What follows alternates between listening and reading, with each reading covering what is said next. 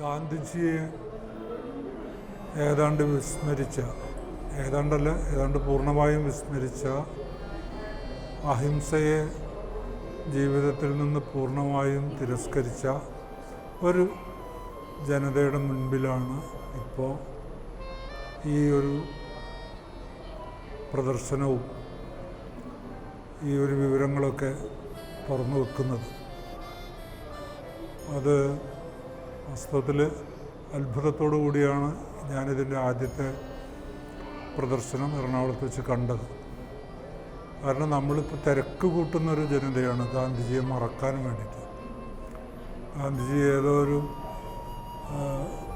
പണ്ടെങ്ങാണ്ടുണ്ടായിരുന്ന ഒരു കഥയിലെ ഒരാളായിട്ട് മാറിക്കഴിഞ്ഞു. പുതിയ കാലത്ത് ഗാന്ധിജിക്ക് ഒട്ടും പ്രസക്തിയില്ല എന്നൊക്കെ അനുദിനം പ്രചരിപ്പിക്കുകയും, അല്ലെങ്കിൽ അതിൻ്റെ ആ പ്രചാരണത്തിൻ്റെ അല്ലെങ്കിൽ അത് അനുദിനം നമ്മളിലൊക്കെ ആ ഒരു രീതി വന്ന് നിറയുകയും ചെയ്യുന്ന ഒരു കാലത്താണ് ഇങ്ങനെ ഒരു പ്രദർശനം കേരളത്തിൽ സംഘടിപ്പിക്കപ്പെടുന്നത്. ഇത് പുതിയ കുട്ടികൾക്കൊരു പക്ഷേ അറിയാത്ത ഒരു കാലമാണ് ഗാന്ധിജിയുടെ.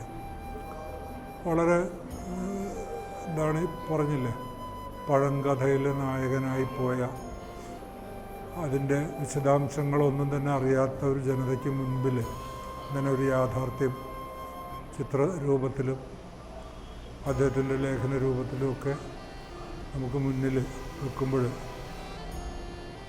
വേദനയോടെ മാത്രമേ ഇത് കണ്ടു നിൽക്കാൻ ഹൃദയമുള്ള ആർക്കും, പ്രത്യേകിച്ച് ഹൃദയമുള്ളൊരു ഇന്ത്യക്കാരന് സാധിക്കുകയുള്ളൂ.